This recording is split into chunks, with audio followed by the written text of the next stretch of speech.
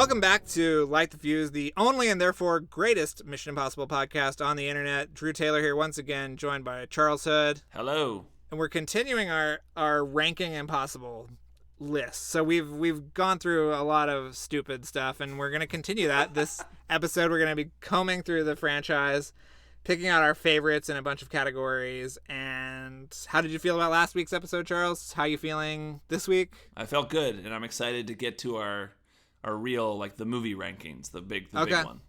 Well, we have a few leftover things, don't we? Or do we, I mean, maybe the biggest category of all, Tom Cruise's haircut. Tom Cruise's haircut. You know, this is really hard to figure out. Yeah. I don't have a good answer here. How do you pick? I mean, well, first you've got to say, I'm a big fan of the Fallout haircut, the new one. I actually think it's pretty good. It's up there for me. Yeah, I like it too. You got to kind of draw your line in the sand. Are you a long hair guy or are you a short hair guy? Yeah. And then you can kind of you can dig deep under that. So where did you kind of net out? Well, so for me, I don't know if I'm a long hair guy or a short hair guy, because I think when it comes down to, I really like Fallout. I'm even into obviously 2 is a amazing flowing mane of a Tom Cruise haircut. But I think when it really comes down to it, it's between the first movie, which is the greatest short haircut, and Ghost Protocol, which is the greatest longer haircut. I agree. And it's just hard to pick which one. I don't know. I don't know what the answer is. I think we just have to call it on this one. There is no good answer. No, not at all. Moving on. Just can't do it. All right. Next up is message delivery. Yeah. Cruise or Phelps in the first movie, if you like that. The way that they receive their messages from the IMF. What were your favorites? Well, I really like 4 and the kind of like broken down stuff. The first one's great, obviously, but I think that I even like 3 with the disposable camera, but I think the Fallout delivery with the kind of like PowerPoint presentation is the coolest one. I love the music in it. I love the graphics. I love that you can see Henry Cavill as one of the apostles on the screen. Yeah, and the whole introduction into it too, with the guy, the way he, it's just like a postman or whatever, but they do a code back and forth, and they're in silhouette, and Hunt in this weird like warehouse that he's living in with a heat lamp. It's like this sad existence. I mean, the whole thing. I think I would go with Fallout 2, but I also do want to shout out Rogue Nation for the record store, which is a reference to the pilot of the old show.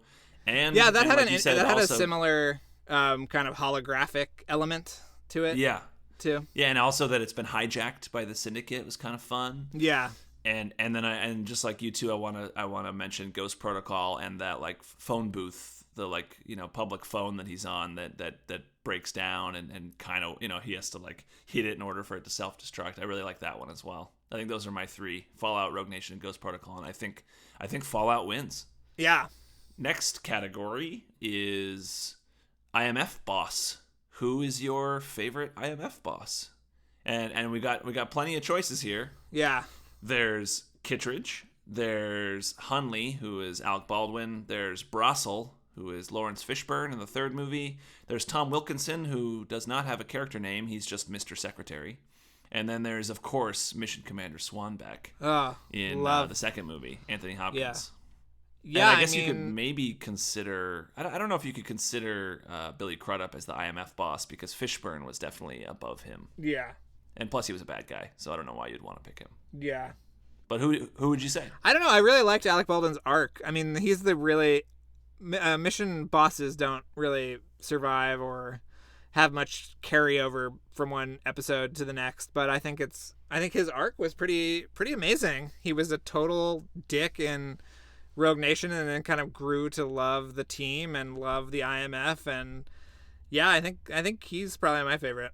I just want to take a second to appreciate how great all of these characters are in each of the movies. I know it's easy to laugh it off and be like, oh, the IMF boss is whatever, but they actually have some of the best lines in the whole series. And something that I've realized is we've complained about villains in this series. And in a lot of ways, the IMF bosses throughout the series have been villains. They've also been villains, and they've been great villains. And most of the time they end up being good guys by the end, but they are actually antagonists for Ethan Hunt. And they have some of the best lines that I want to share right now. So Kittredge says in the aquarium restaurant scene, that he gives that whole speech where he's talking about how you've maimed and killed and blah, blah, blah. And he's like, you want to shake hands with the devil? That's fine with me. I just want to make sure that you do it in hell, which is just so awesome. He's just got so many great lines in the first movie.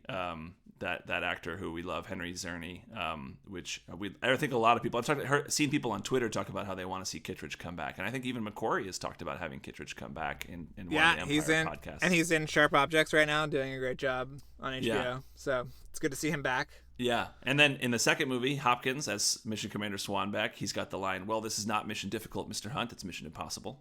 This should be a walk in the park for you," or whatever he says there. Yeah. Which is great. And then Fishburne has some amazing lines in the third movie that are so ridiculous and awesome. Like, you can look at me with those judgmental eyes all you want, but I bullshit you not. I will bleed on the American flag to make sure those stripes stay red. Right. Which is he also has a great line about, well, chocolate. I wish chocolate didn't make it fat, but make me fat or something. But that doesn't mean that it does. And the other great line he has is when he's talking about Cruise being an invisible man, and he goes, "I mean Wells, not Ellison." Right. Yeah. It's great. And then Wilkinson has that great speech in the car in Ghost Protocol where he's like, I think I have it here. The president has initiated Ghost Protocol. The entire IMF has been disavowed. Now, I've been ordered to take you back to Washington where the DOD will label you as a rogue extremist and hang the Kremlin bombing on you and your team. Unless you were to escape somewhere between here and the airport, having assaulted Mr. Brandt and me.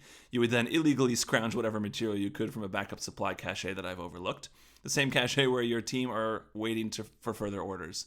You will then disappear, and this conversation never having taken place, your intentions would be unclear.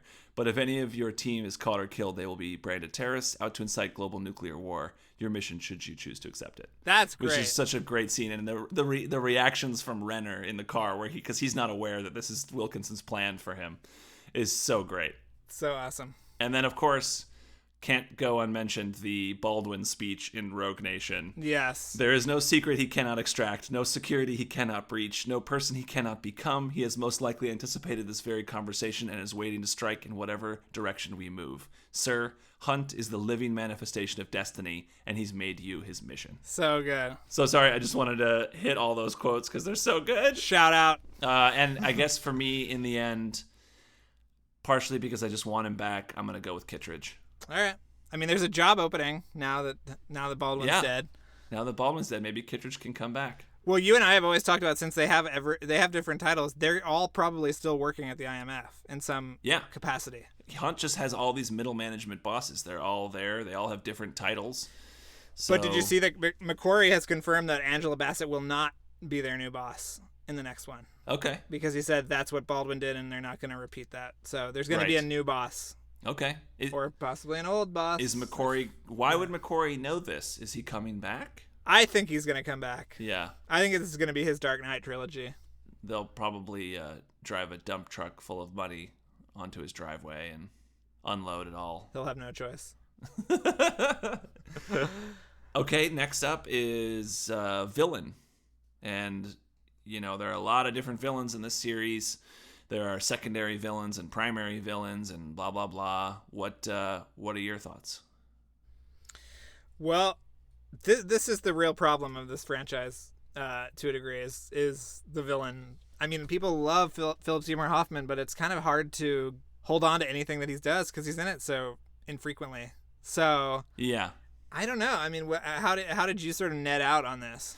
So I had, let's see, 1, 2, 3, 4. I had 6 characters in play here, and I'll run them all down. So, yep, like you said, Philip Seymour Hoffman as Owen Davian, but like you said, there's not a lot to hold on to. He doesn't really have a lot of scenes. He's Philip Seymour Hoffman, so he's amazing, and he's just delivers, but there's really not that much that you know about this character other than just he's sinister. Yeah, he's an arms dealer. Yeah, and he's just, he has a couple of great moments, when he learns Ethan Hunt's name and he's like, threatening him about his wife or whatever. He was in contention, but I didn't go with him. I do love, even though there's not too much with her, but Leah Seydoux in Ghost Protocol as she's her character great. is Sabine Moreau. I just love that she deals in diamonds. Yeah. So, she will only get hired if you pay her in diamonds, which I think is so great. There's also John Lark in the new one. I think Henry Cavill does a really great job, and his mustache is a great aspect of his villainy. Yep. And then I also think Jim Phelps in the first movie is a really great villain just from an emotional standpoint because he was Hunt's mentor and it's a huge betrayal. But he's not really around for a lot of the movie. I don't know. I mean, the whole betrayal sequence in the diner in the train station in London where you're seeing the truth as Phelps is lying to Hunt, and the truth that you're seeing is Phelps one by one offing all of the members of the IMF. That's a pretty great sequence of a villain doing some really bad shit. Mm-hmm. So, he was in contention, but I think my top two, I would say, are Solomon Lane, who now, because, if it was just Rogue Nation, I wouldn't feel this way, but now that he's been over 2 movies, and I think he's even better in Fallout, with the beard and the whole thing. And he's got this, Hunt and Solomon Lane have this like Batman and Joker back and forth outsmarting each other thing that I think is really great. And I don't know if this will be a controversial choice, but my other top pick that I would really consider is Max from the first movie. Vanessa Redgrave, the chemistry that she and Tom Cruise have, and there's just something really great about that character, that she's still really feminine but still really sinister. And I don't know. I just think she's awesome as well. Yeah, I would not even think of Max as a villain necessarily. She's just sort of I don't know what she is. She's an obstacle for sure. But she's got to be the villain though. I mean, I know Phelps is the villain too, but what's at stake in the first movie is the knock list going to Max. And if the knock list gets to Max, then all of those agents are going to be potentially killed. Yeah. And so that's what's at stake in the climax, is her getting that list. And I don't know. I consider her. She's there's sort of this thread of arms dealers throughout the series who are secondary villains. Right. In Ghost Protocol, there's that guy who looks like Adam McKay. Yeah. And there are like all these different and then there's the White Widow in Fallout, and so she's sort of the first in a string of these arms dealer secondary villains. And so I don't know. I guess maybe I should say Solomon Lane, but I really would consider Max as well. Yeah, I think Solomon Lane is the great villain of the franchise. Just the fact that he's been able to evolve over 2 movies, that his motives and plots and everything have been kind of simplified from one movie to the next. I think that helps a lot, that we understand him on a more sort of emotional level in the new one, that he's after revenge, which is something that you can very easily kind of like grasp onto, because I feel like in Rogue Nation his motives were a little foggy. You didn't quite understand what he was going for. But yeah, Fallout is just such a great thing, and I think we would both love to see him back for the inevitable Christopher McQuarrie 3rd entry. Yeah, even if he comes back in like a Hannibal Lecter Sounds of the Lambs capacity, where he just gets visited in prison somewhere or something. I don't even know if I really want him to get out again. Right. But I just think he's a presence that should be felt in some way, somehow. Right. Well, I think this is one of the biggest ones, if not the biggest one, which is set piece. Oh, yeah. Set piece. Single set piece. Wow.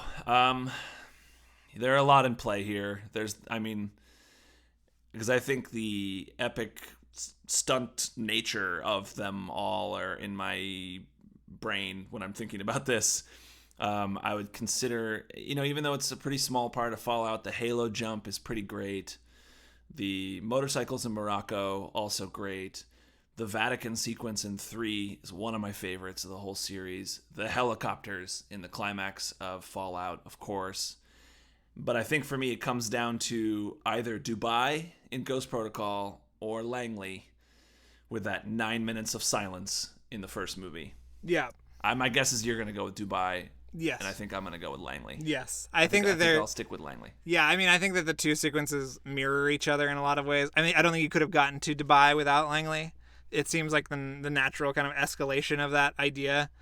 But I just don't think I've ever seen a sequence in a theater as jaw-dropping as seeing that Langley sequence at that IMAX theater with you on opening day. Oh, you mean the Dubai in sequence? 2011.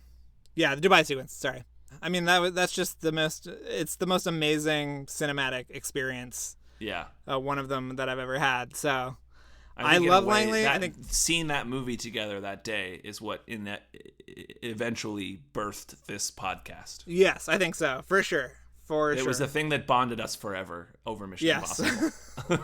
when we were barely theater, on speaking terms before that. it was a packed theater opening day, and when he said "Light the fuse," we both cheered. Yes. But yes, the Dubai sequence, and then in the middle when that happened, I mean, it just they're both jaw-dropping sequences by two of our greatest living filmmakers, and I feel like the amount of craft and artistry that it took to do both sequences is just incredible.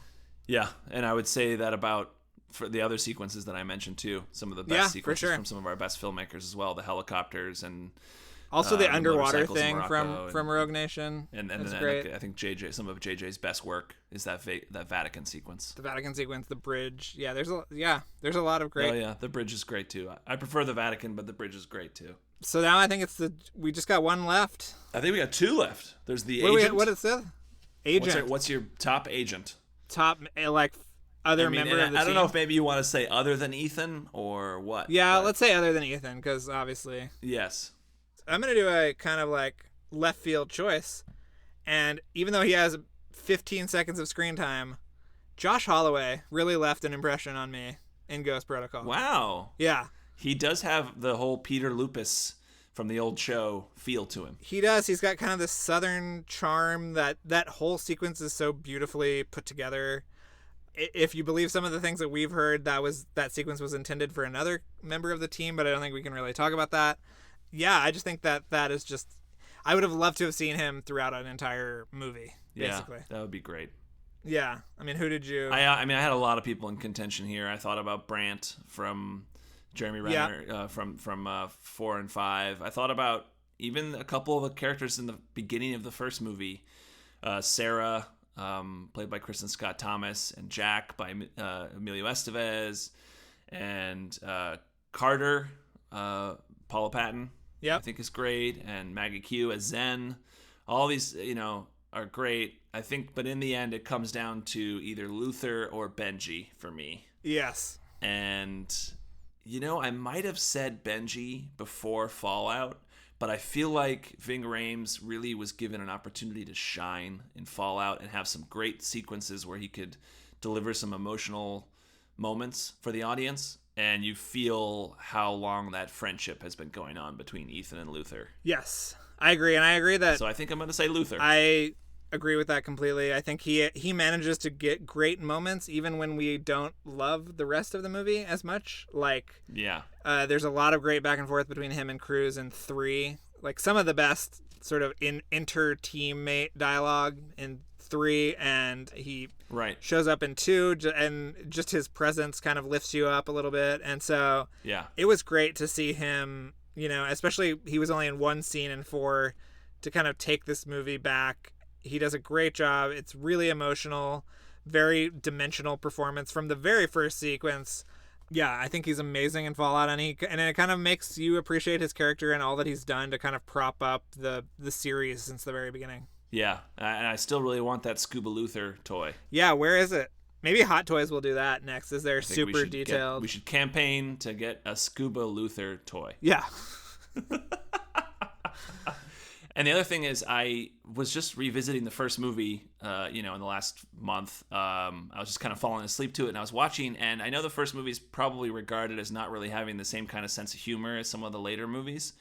But there's a moment in the Langley sequence where they put the little tracking device on the guy who works there, and it just cuts back to Luther in the van, and he just goes, "Hi there." And it's like this, I think like that kind of sort of, I feel like is that, those moments in the third movie where they look up through the sewer and they're like, "Sup?" And he's like, "Sup what? Sup with you?" Or whatever, Yeah. It's like, I feel like it's the first of those moments where there's a little bit of playfulness to the heist. Yeah, that's a great moment. And Luther has that moment. I just really enjoyed that.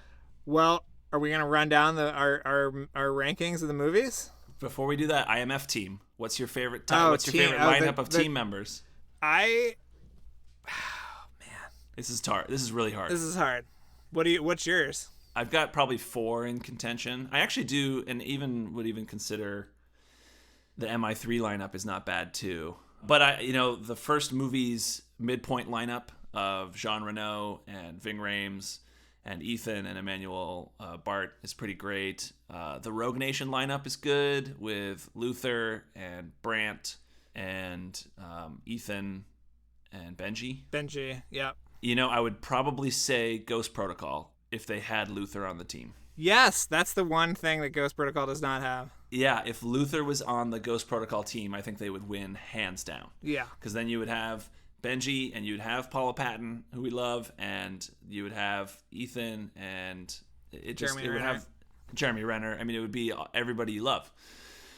But I think because they don't have Luther, I think I'm going to go with the original lineup at the beginning of the first movie. Yeah. It's just a full team. It's a huge team. There's 6 of them. Mm-hmm. There's never been a team that big. And to have the equal of 3 men and 3 women, I think is really cool. Yeah. Even though they all get killed off, most of them. Yeah. I think it's really, really awesome. Yeah, I second that. But I think the Fallout team is really good too.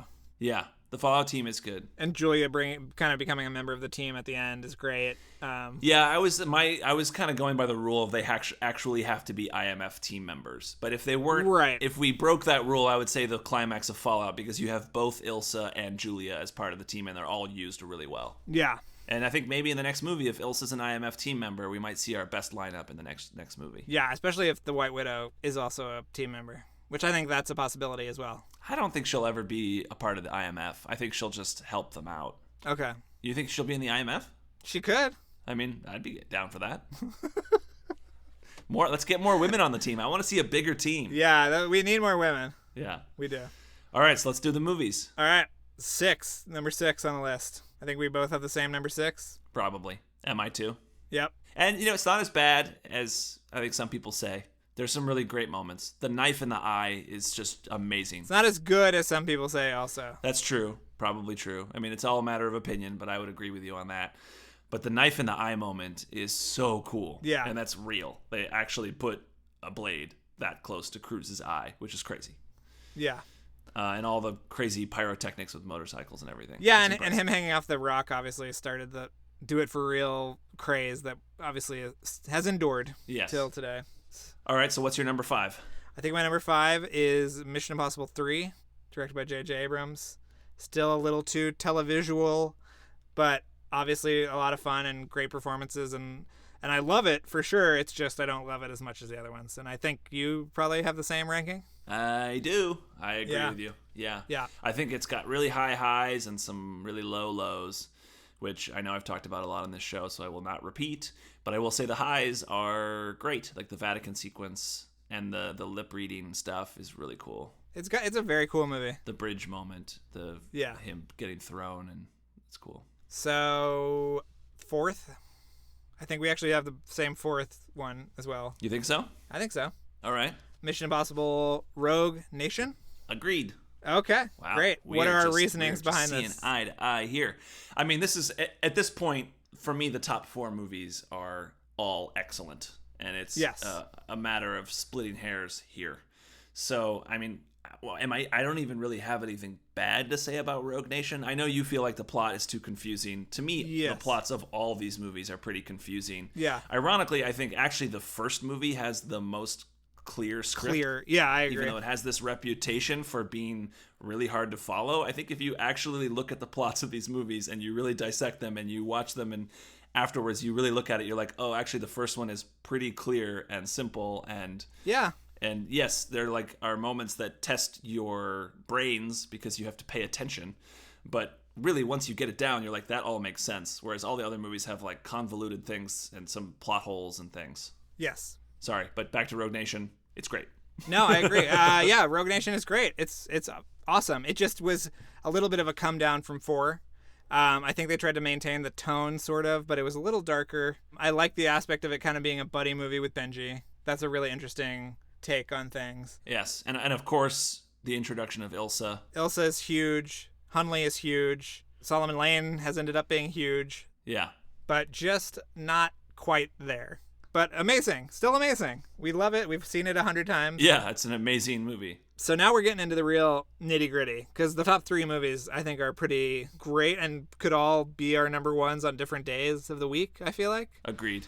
But what are you going to say for the third greatest Mission movie? This is so hard, and I feel like if you asked me after the hype has died down, maybe it would change, and I would bring this one back into second place. But right now, if you ask me, I'm going to say Ghost Protocol as third place. Okay.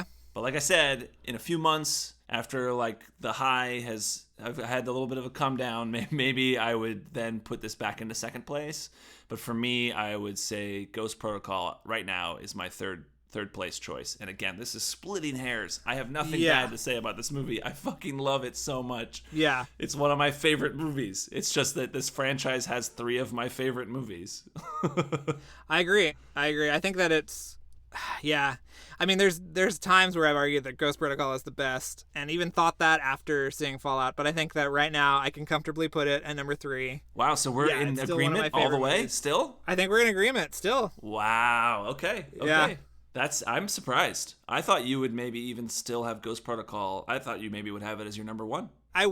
Sometimes I do, and I love it. I mean, I am very devoted to this movie. Maybe we should record a ranking episode every day to reflect our changes on a daily basis. We'll do live. We can do like a Facebook Live or something every day. Just a little check-in. I'll just just a little check-in. Check it. Hey, Drew, how's your ranking today? Yeah, it's great. I mean, I love it to death. I just think that we're gonna actually have the same ranking all the way through. Wow. So we'll save comments, but I think that number 2 is gonna be 2018's Mission Impossible Fallout for me. Yeah, me too.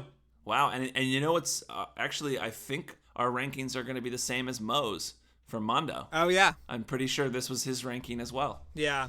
Fallout is unbelievable.